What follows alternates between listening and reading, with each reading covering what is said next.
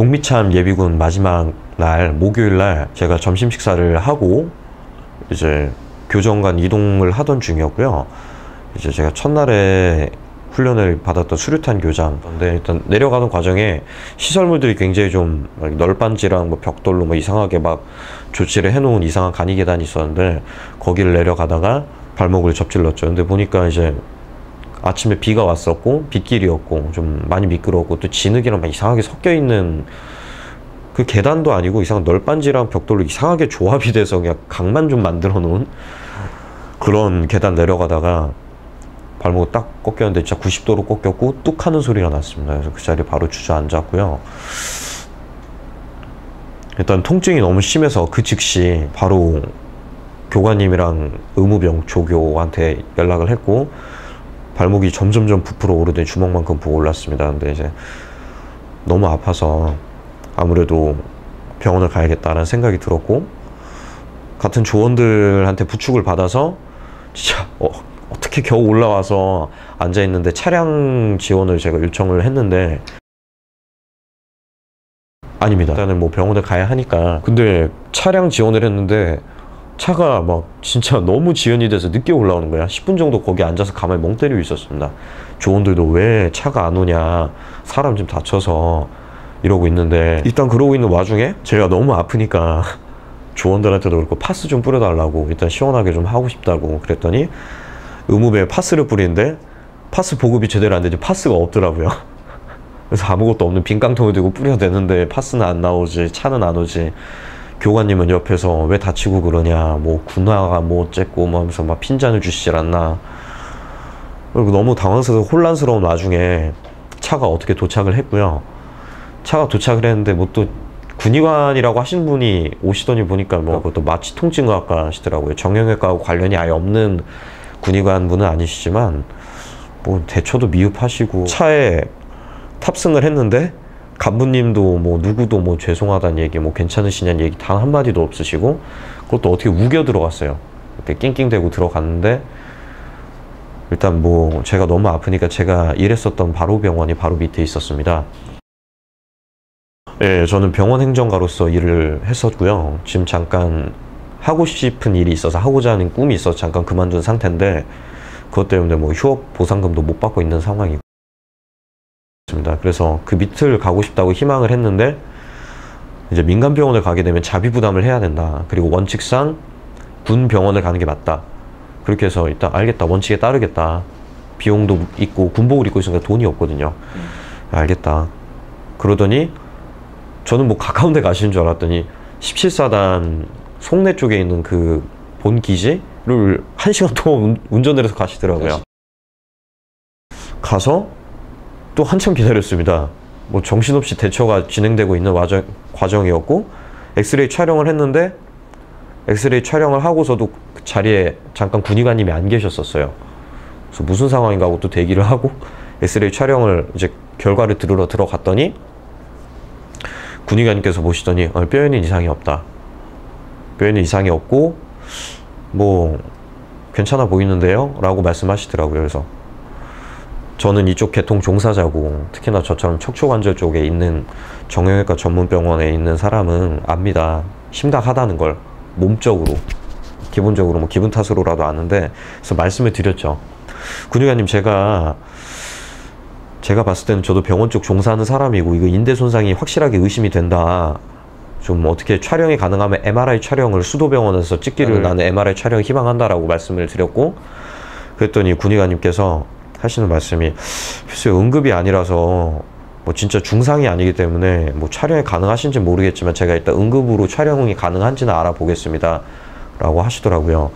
그럼 여기서 해줄 수 있는 건 뭡니까? 라고 했더니 뭐 간단한 반깁스 스플린트 처리하고 약 처방 정도 가능하다.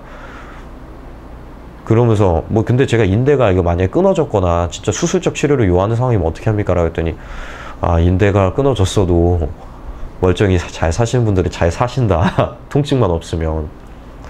그렇게 얘기하니까 뭐 군의관이 그렇게 얘기하는데 어떻게 합니까? 저는 의사는 아니니까 일단 알겠습니다 라고 했고 반깁스 처리를 받는 와중에 그것도 좀 문제가 있었어요.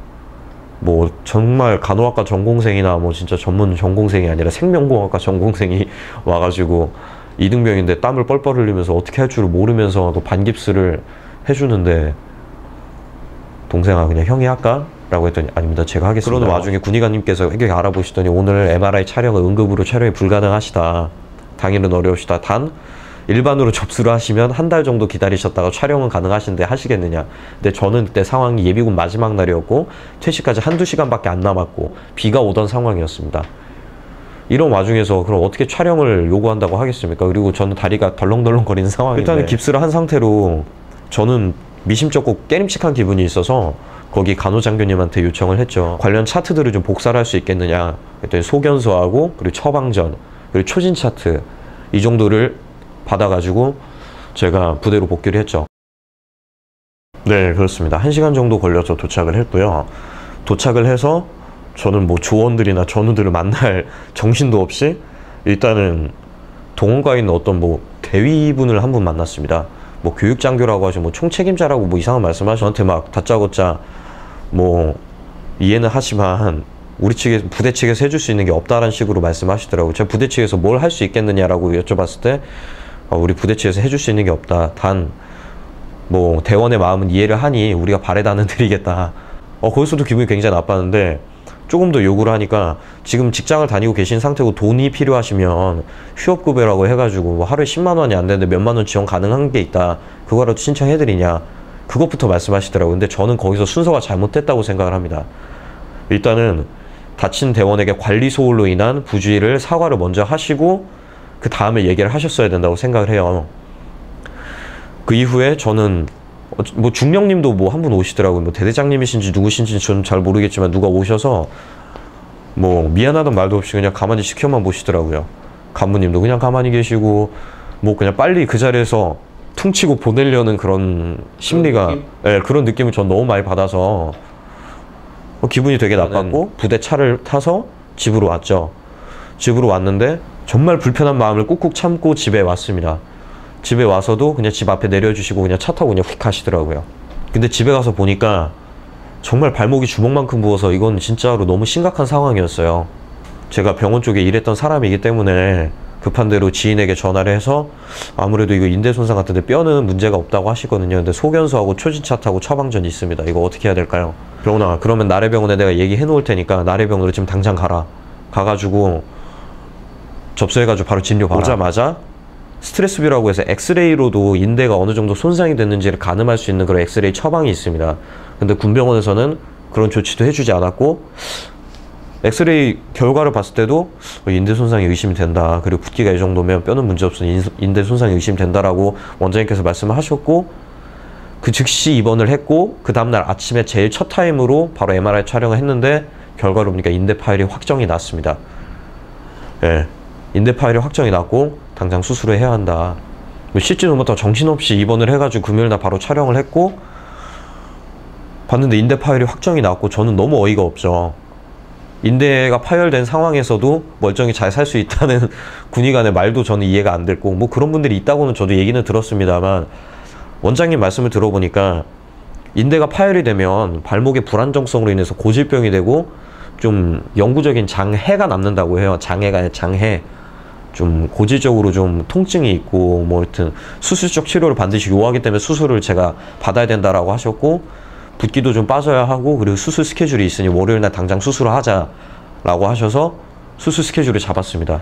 근데 또 이후에 저는 너무 어이가 없고 황당해서 여기저기 전화를 드렸죠. 금요일날에 국방부 민원실에도 전화를 했더니 뭐 예비전력 보상 재해 담당자를 연결해 준다고 해가지고 그쪽을 전화를 드렸으나 전화는 계속 안 받으시고 다른 데에도 연락처를 주셔가지고 전화를 드렸는데 안 받으시고 육군 본부에다가도 전화를 해보라고 해서 했는데 안 받으시고 그래서 해당 부대 측에다 17사단 측에다가 전화를 해가지고 이거 담당 관련자하고 얘기를 하고 싶다 해서 전화를 했고 뭐 하는 말이 다 뜬구름 잡는 이야기 같아요. 뭐 계속 군병원으로 가야 한다느니 군병원에서 이거 진단을 잡지 못했는데 내가 어떻게 신뢰를 하고 가냐라고 말씀을 드렸더니 그래도 저희는 원칙상밖에 말씀을 못 드린다.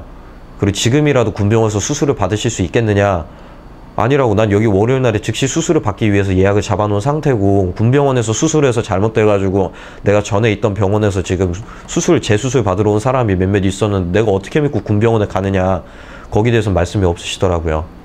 그리고 또 그 해당 제가 교육을 받았던 부대 교육대장 그 대위분하고 또 통화가 됐습니다. 2차례, 3차례 정도 통화가 됐는데 뭐 계속 부대 측에서는 해줄 수 없다라는 식으로만 얘기하고 일단 사과 먼저 하셔야 되는 거 아니냐고, 부대 측에서 저의 관리 소홀로 인해서 다쳤다는 거에서 시인을 하시냐라고 말씀했더니 그 부분에 대해서는 제가 뒤늦게나마 좀 사과를 드린다, 죄송하다라고 말씀하시더라고요.